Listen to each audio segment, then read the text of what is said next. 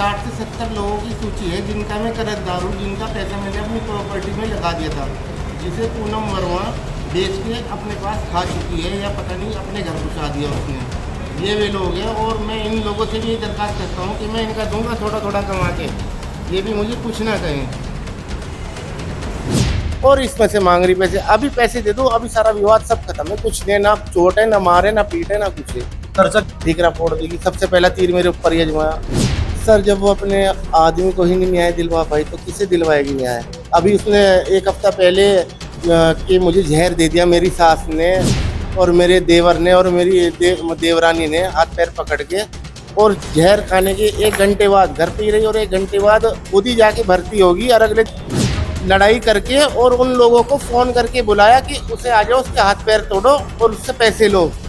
इन लोगों ने फोन करके, मेरी मिसिज ने और एक उनके जो अधिवक्ता साथ में है फलेंद्र कुमार जी, उन्होंने। एक सप्ताह पहले हमने आपको अपने चैनल के माध्यम से एक महिला वकील की एक खबर दिखाई, जिसमें एक महिला वकील ने अपने ससुराल पक्ष और अपने पति के ऊपर तमाम प्रकार के आरोप लगाए।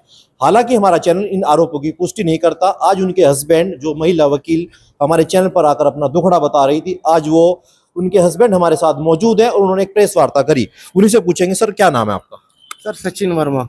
आप ही पूनम वर्मा के हस्बैंड है? जी सर। अच्छा, आपकी महिला ने एक बाइट दी है कि वो कह रही है कि मेरे पति के ऊपर कई लाख रुपए कर्जा है और वो घर से फरार है, और जो मेरे ससुराल पक्ष वाले हैं, मेरे देवर देरानी है, वो मुझको इस चीज का फायदा उठाकर बहुत बुरी तरीके से मारते हैं। हालांकि वो वीडियो सोशल मीडिया पर भी वायरल हो रही है।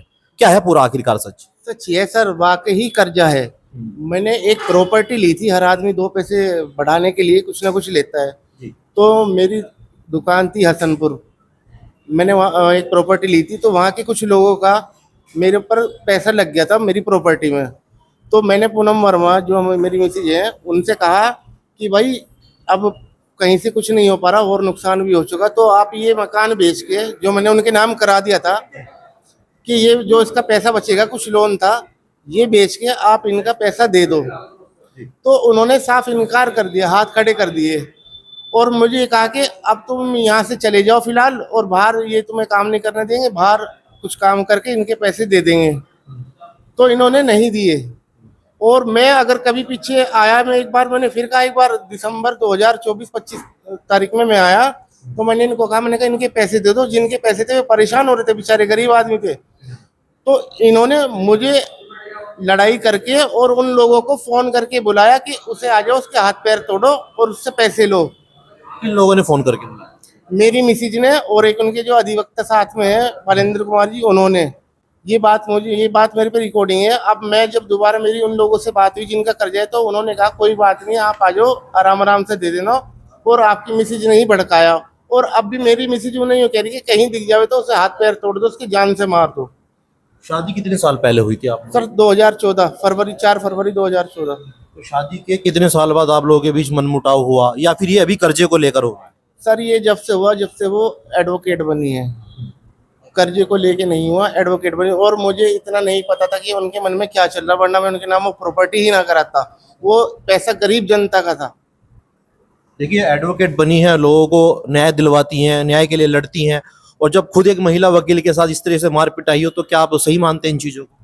सर जब वो अपने आदमी को ही नहीं न्याय दिलवा पाई तो किसे दिलवाएगी न्याय। अभी उसने एक हफ्ता पहले कि मुझे जहर दे दिया मेरी सास ने और मेरे देवर ने और मेरी देवरानी ने हाथ पैर पकड़ के, और जहर खाने के 1 घंटे बाद घर पे ही रही और 1 घंटे बाद खुद ही जाके भर्ती होगी, और अगले दिन खुद ही आ गई। क्या इतना हल्का जहर देते अगर देते तो उसको? जब उसका हथकंडा नहीं चला तो उसने अपने ऊपर अपने मारपीट करके, उनके साथ झगड़ा करके, कुछ ज़्यादा चोटें उसने अपने आप मारी। तो ये उसने लास्ट पे इतना एतवाया है कि जो मेरा पुराना मकान है पुश्तैनी, कि जो मेरा हिस्सा बैठे वो लेना चाहती है, कह रही वो हिस्सा दो, और मैं 5 मिनट में निकली यहाँ से। मेरे पे इसकी बहुत सारी रिकॉर्डिंग है, कहो तो मैं आपको सुनवा सकता हूँ। आपकी वाइफ ने एक आरोप और भी लगाया, जो आपके भाई हैं या फिर आपकी भाई की पत्नी है, दुरानी है, उन्होंने भी उनके साथ में बहुत बुरी तरीके से व्यवहार किया है और वो उनको जान से मारने का प्रयास करते हैं। ऐसा कुछ नहीं है सर, ये सिर्फ इनकी मनगढ़ंत बातें हैं। आज मैं उनको अपना हिस्से के पैसे दे दूं, वो आज ही निकल जाएंगे, सब काम सब खत्म हो जाएगा। सिर्फ पैसे के पीछे बात है। 20 कम से कम 18-20 लाख तो उस प्रॉपर्टी के जो मैंने बना के दी थी, और इसमें से मांग रही पैसे, अभी पैसे दे दो, अभी सारा विवाद सब खत्म है, कुछ नहीं, ना चोट है, ना मारे, ना पीटे, ना कुछ है। तो कर्जा कितने लाख रुपए है आपके ऊपर? होगा 17-18 का ही होगा जी, जितना मैंने प्रॉपर्टी लगाया था। बस जो सोचा था वो इन्होंने होने नहीं दिया, पूनम जी ने। तो आखिरकार अब क्या कुछ अब न्यायिक प्रक्रिया चाहते हैं, किस तरह का आप न्याय चाहते हैं? सर, एक तो मैं ये न्याय चाहता हूँ कि जिसके मेरे ऊपर पैसे हैं, जिन लोगों के, मैं उनका धीरे धीरे कमा के दूँ। यही मेरी उनसे बात हुई, वे मुझे परेशान ना करे, इसकी मैं लिखित एसएसपी साहब को नोटिस दे दूंगा। और दूसरा, मुझे पूनम से जान माल का खतरा है, और इस पूनम वाले केस की बिल्कुल निष्पक्ष हाथ जोड़ के रिक्वेस्ट है साहब, मुख्यमंत्री जी से भी, एसएसपी साहब से भी, डीआईजी साहब से भी, कि निष्पक्ष जांच हो। और हमारी माता जी जो 65 साल उम्र है, जिन पे चला नहीं जाता, वो दर दर की ठोकरें खा रही, गिरफ्तारी का केस इसने उन पे लगवा दिया। कृपया उन्हें बुलाने की कोशिश चलिए, करें। आप भावुक मत होइए। एक आखिरी सवाल पूछना चाहूंगा, कई बार आपने ऐसा देखा होगा, कई ऐसी घटनाएं हुई हैं कि कर्ज में व्यक्ति आकर अपनी जान दे देता है, कोई नहर में कूद जाता है, कोई जहर खा लेता है। हालांकि हम कदम मत उठाइए, तो करना चाह रहे हैं। सर, यही है, बस अपने बच्चों की तरफ देखते हुए कि भाई जिसका जो है वो तो दे के ही देखो। अगर मैं मर जाऊंगा तो भी मुझे गाली देंगे वे, और अगर मैं चला गया तो भी गाली दे। लेकिन अगर मैं आ चुका, अगर आप चाहते हो तो मैं एक बार आमने सामने उन सबको आपके सामने बिठा दूं, सारी सच्चाई आपको वे लोग बता देंगे। जिस समय आपने शादी करी, क्या आपकी वाइफ पहले से ही वकील थी या शादी होने के पश्चात वकील बनी है आपकी? वो तो अभी 2 साल से वकील बनी जी, 2 साल से वकील बनी। मैंने बनाई 2 साल से वकील। कहने लगी कि मुझे पढ़ना है। मैंने कहा पढ़ लो आगे। मैंने कहा चलो, भविष्य का आदमी के कुछ नहीं पता, बच्चों को सिकोर हो जाएंगे। कहने लगे इससे पेशे अच्छा है, न्याय भी दिलाऊंगी, सच्चाई के साथ लड़ूंगी लोगों के साथ। मैंने मुझे क्या पता था जी, मेरे ऊपर ही ठीकरा फोड़ देगी। सबसे पहला तीर मेरे ऊपर ही अजमाया।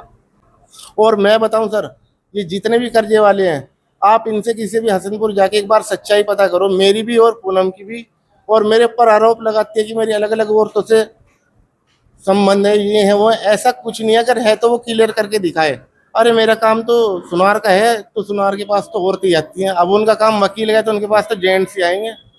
अब मैं कहने लगूं ने, वो तो दे के ही देखो। अगर मैं मर जाऊंगा तो भी मुझे गाली देंगे वे, और अगर मैं चला गया तो भी गाली दे। लेकिन अगर मैं आ चुका, अगर आप चाहते हो तो मैं एक बार आमने सामने उन सबको आपके सामने बिठा दूं, सारी सच्चाई आपको वे लोग बता देंगे। जिस समय आपने शादी करी, क्या आपकी वाइफ पहले से ही वकील थी या शादी होने के पश्चात वकील बनी है आपकी? वो तो अभी 2 साल से वकील बनी जी, 2 साल से वकील बनी। मैंने बनाई 2 साल से वकील। कहने लगी कि मुझे पढ़ना है। मैंने कहा पढ़ लो आगे। मैंने कहा चलो, भविष्य का आदमी के कुछ नहीं पता, बच्चों को सिकोर हो जाएंगे। कहने लगे इससे पेशे अच्छा है, न्याय भी दिलाऊंगी, सच्चाई के साथ लड़ूंगी लोगों के साथ। मुझे क्या पता था जी, मेरे ऊपर ही ठीकरा फोड़ देगी। सबसे पहला तीर मेरे ऊपर ही अजमाया। और मैं बताऊं सर, ये जितने भी कर्जे वाले हैं, आप इनसे किसी भी हसनपुर जाके एक बार सच्चाई पता करो, मेरी भी और पूनम की भी। और मेरे ऊपर आरोप लगाती है कि मेरी अलग अलग औरतों से संबंध है, ये है वो है। ऐसा कुछ नहीं है, अगर है तो वो क्लियर करके दिखाए। अरे मेरा काम तो सुनार का है, तो सुनार के पास तो औरतें आती हैं। अब उनका काम वकील है, तो उनके पास तो जेंट्स ही आएंगे। अब मैं कहने लगूं ने, वो मेरे ऊपर आरोप लगा रही, जिसे देखा उसे बांट दिया मेरे साथ। तो ये सारा मैटर सिर्फ पैसे का है और कुछ नहीं। आज पैसे दे दो। और सुनिए सर, अभी तक वो कह रही थी कि मैं अकेली खड़ी हूँ, मेरे साथ कोई नहीं है। इन्होंने जैसे ही मेरी मम्मी की, भाई की और उनकी रिपोर्ट कराई 307 में, वे बेचारे फरार हैं। माता जी जत्ता पता नहीं किस तरीके, उनके जाते ही तुरंत घर पे आप जाके देख लो, कब जाओगे उसके घर, मेरे मायके, उसके मायके वाले, मतलब वो घर पे ही बैठे। अब वो एकदम अचानक कैसे आ गए, मैं ये पूछना चाह रहा हूँ। चलिए, बहुत बहुत उस शुक्रिया। दिन से तो आए नहीं, अब कैसे आ गए? उनकी जाति कब्जा कर लिया, नहीं बैठ के घर में आके। चलिए, बहुत बहुत शुक्रिया अपना कीमती समय देने के लिए। तो देखा आपने, जिस प्रकार हमने अपने चैनल के माध्यम से उस महिला वकील का दर्द दिखाया था, और उन्हें तमाम प्रकार के अपने पति और अपने परिजनों और ससुराल पक्ष के ऊपर आरोप लगाए थे। हालांकि अभी भी हमारा चैनल इन चीजों की पुष्टि नहीं कर सकता। मगरपुर से पुरुषोत्तम सैनिक के लिए।